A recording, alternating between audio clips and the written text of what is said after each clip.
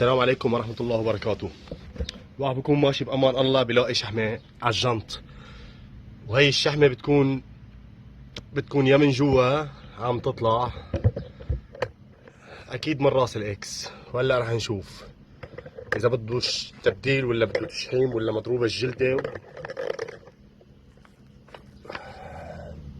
بسم الله.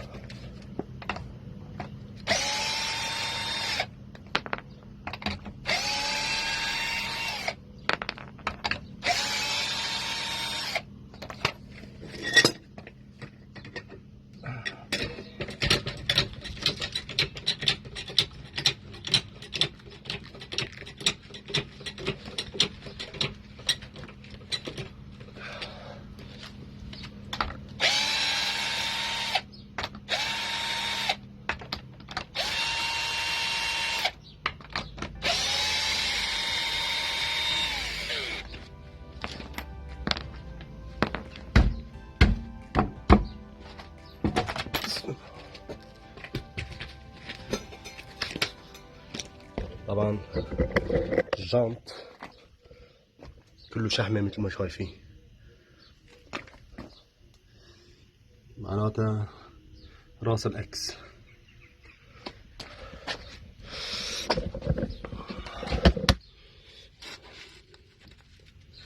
هي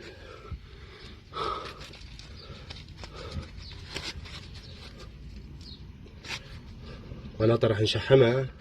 هي لو مضروبة بتطلع صوت مباشرة. نحن هلا رح نشحمها ورح نشدها مرة ثانية.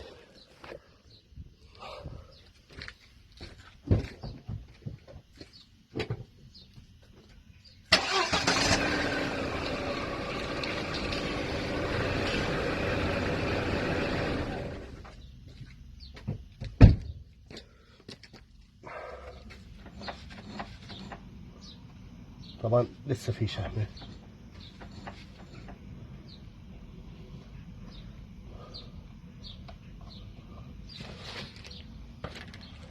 طبعا هيدا الاساس، هيدا اللي خربان.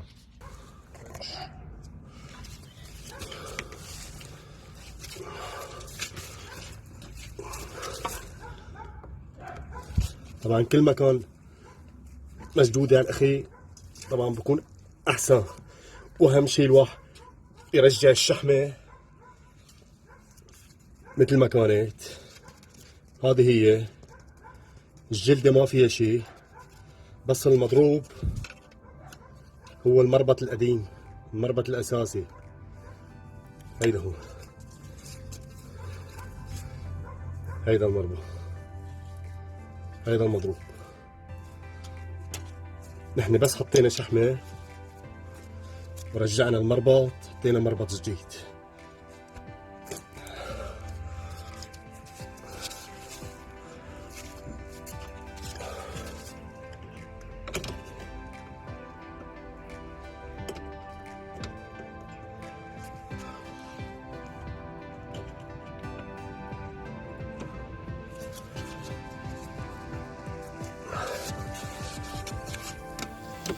طبعا الواحد بيتأكد منه مزبوط، إذا مشدود مزبوط ولا لا.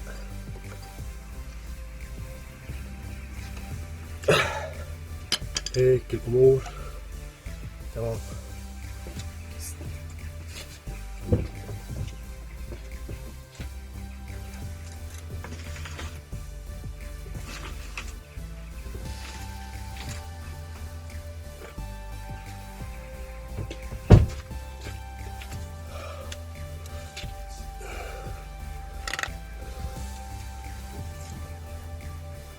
هذا هو.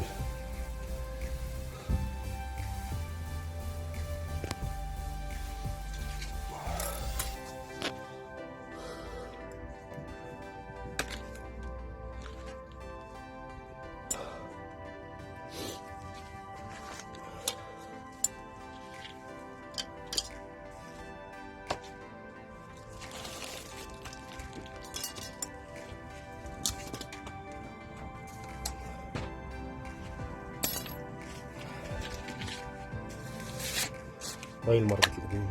كل اللي بدنا اياه مربط يكون جديد،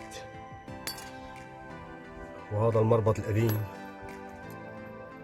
هذا مربى، هذا الكب، وبدنا شحمة تحط مربط جديد وتحط شحمة في قلبه والأمور كلها تمام. وهي الشحمة اللي على الدولاب كلها.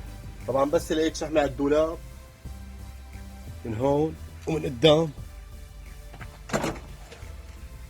ما نكون شايفين، بس لقيت في شحمة على الدولاب معناتها مضروب جلدة راس الإكس.